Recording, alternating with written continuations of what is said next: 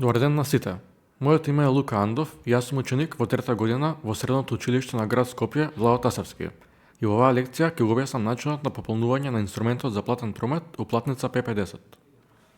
Уплатницата П50 е инструмент во платниот промет што го користат правните и физичките лица. Правните лица може да користат уплатницата само за уплата на готови пари на сопствена сметка, а тоа најчесто е за уплата на дневен промет. Физичките лица ја користат уплатницата за уплата на готови пари на сопствена и на туѓа сметка.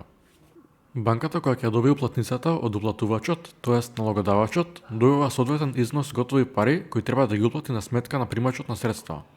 Например, на ден 3.9.2025 година во банка се извршил уплата на пари во корист на училиштето за странски јазици Британика, во кој се почнал да ги следи часовите по англиски јазик.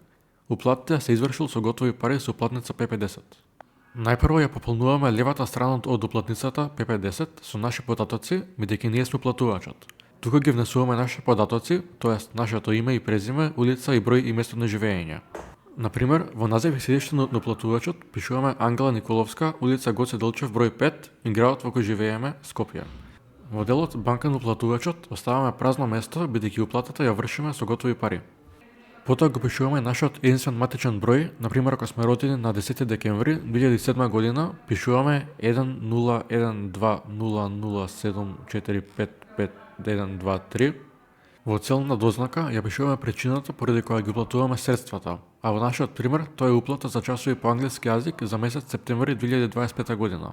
Потоа го пишуваме датумот и местото на уплата 3.9.2025 година, место на уплата Скопје, а под него ставаме наш подпис со целото име и презиме. Преминуваме кон пополнување на десната страна на образецот со внесување на податоци кој ќе биде примачот на средствата кои го уплатуваме. Во конкретниот пример, во делот назив на примач пишуваме Училиште за странски јазик Британика. Во делот банка на примач ја пишуваме банката каде има отворена своја сметка Училиштето за странски јазици, например НЛБ Тутунска банка АД Скопје.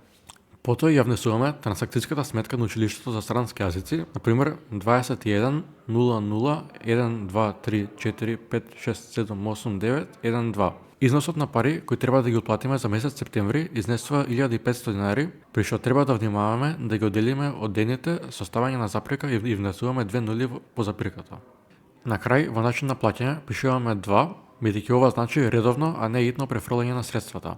Се надевам дека со оваа аудио-видео лекција ви помогнав во објаснување на начинот на пополнување на инструментот на платен промет уплатница П50. Ви благодарам на вниманието.